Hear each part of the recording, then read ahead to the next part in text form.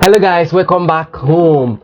This is Students Home, and by the way, I am Raphael, a former student of microbiology in Obafemi Awolowo University, but currently a pharmacy student in the University of Nigeria, Nsukka. So after some interviews I had with some accomplished CEOs with little to no schooling and other CEOs with good schooling, I came up with this video.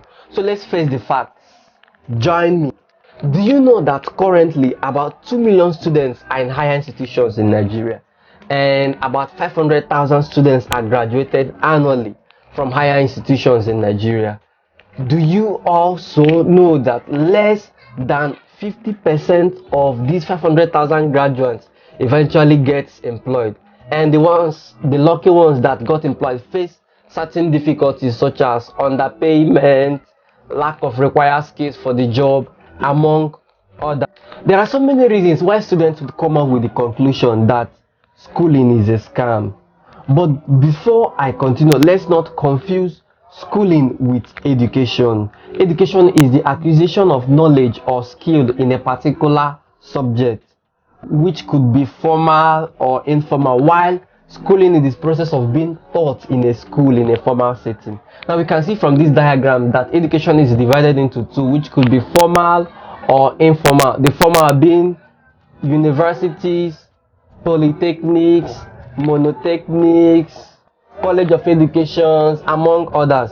And we can see that informal education can be acquired from churches, mosques, family, from books, and from online sources, among others.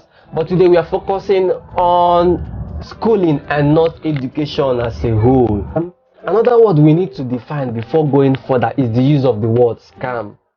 Scam is defined as something fraudulent, but we all know that schooling is not fraudulent in its own. But in this context, scam refers to something far below expectations. Imagine I got a job of $100, and at the end of the month I was paid $10. In Nigeria, we would say that such a company or the employee is a scam. So from the dictionary, we can see that schooling is not fraudulent. But from our second context, schooling, is it really a scam?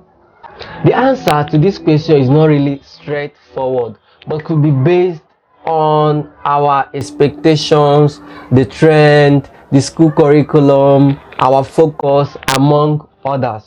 So what do I mean by our expectations? In a typical African home, parents believe that the only conceivable way to attain wealth and escape poverty is through schooling. But we know that in reality, this is not really true, especially here in Nigeria, because less than 50% of graduates eventually get employed. And the ones that got employed, some of them face certain difficulties such as underpayment. Imagine a graduate earning 50,000 naira or even less than 50,000 naira a month, which is equivalent to $71 a month. In fact, I know of a graduate that earns less than 50,000 naira a month. Imagine, what do you expect such a graduate to say when he observes his mates employing graduates or living better lives? Scam, that is it, because this obviously isn't the way out of poverty. Secondly, the trend. Most people are in school today because that is the logical thing to do once you complete your secondary school education, and because that is what everyone is doing. Everybody now wants to follow the trend and go to college, no matter the course they are offered to study. Majority of these students often get frustrated in the long run. It could even lead some to suicide. And when they eventually graduate, they would have found out that they have spent 4 to 5 years of their life studying a course they had no interest in. Eventually, they could abandon such certificates and go after their passions. And when they succeed in such fields, what do you expect them to say about schooling? Or what confession do you expect from them? Scam, schooling is scam. That is what they would say. That's the logical thing they would say. The next point is the school curriculum. The curriculum of some Nigerian schools are filled with courses that have no real life applications. This was among the reasons I had to quit from my former department microbiology in OAU. In my first year, we never did any course that pertains to my future in microbiology.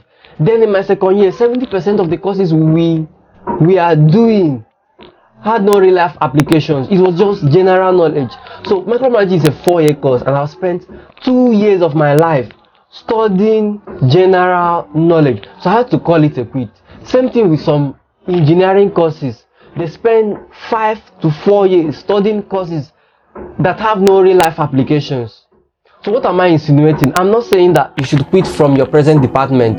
Don't mind me, I was naive then and was less informed and was over ambitious, but I have a better solution now. But what I'm trying to say is that Nigeria and Africa as a whole needs to restructure its educational system and curriculum.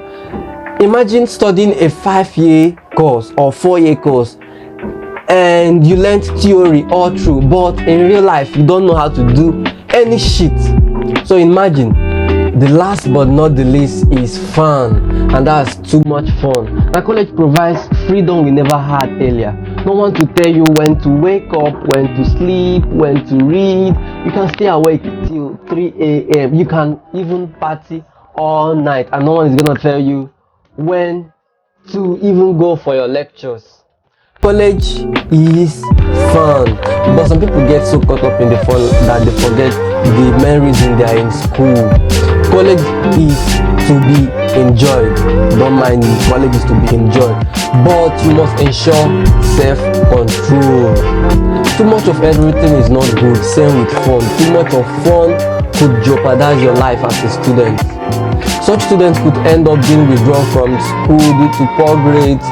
Girls could end up with pregnancy, and some even with sexually transmitted infections such as syphilis, which could affect you academically. Some students would say that schooling wasn't for them, which is a lie.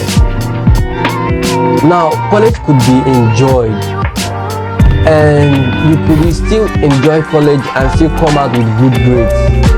Okay, but in the other way around, there are some students that are so much focused with graduating with good grade, with first class, that they ignore other levels of development, other areas of development.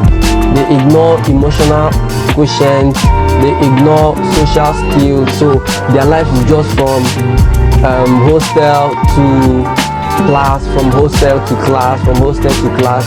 No relationship with their fellow students. So such students after graduation could end up getting frustrated because most employers are after students with high emotional quotient and high social skills.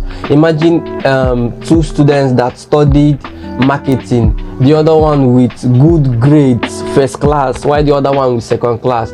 Now the one with first class only doesn't have skills in social skills, emotional quotient is very poor, while the other one with second class has been building his social skills while in school and emotional quotient while in school. So who do you expect the employer to employ to take his business to a new level? You would probably, and obviously it is the one with second class, although high IQ is good, but this guy can manage the business very well. I'm not trying to underestimate the power of first class or high grades. They are good, and even to shock you, it's possible for you to graduate with first class, the best in the class, and still have a very good social life, a very good social life. In fact, that is the main aim of this channel, that you could have all the fun you could have and still graduate with first class.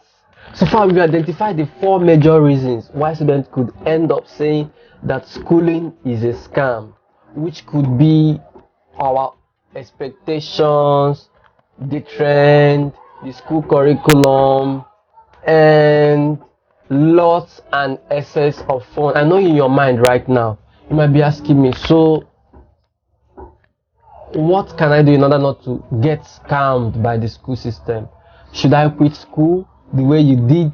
Remember, I did not completely quit. I'm presently in school. I'm studying pharmacy in UNN. So do not quit. Quitters never win. But in my next video, I'll be giving you solutions on how to not get scammed by the school system. So what are your thoughts about schooling? Was it really worth it? Or is it a scam? Or what other points do you think that I should have included in this video that I didn't include? Please drop it on the comment section below. And by liking this video, other students will be able to see it and you could be saving a life.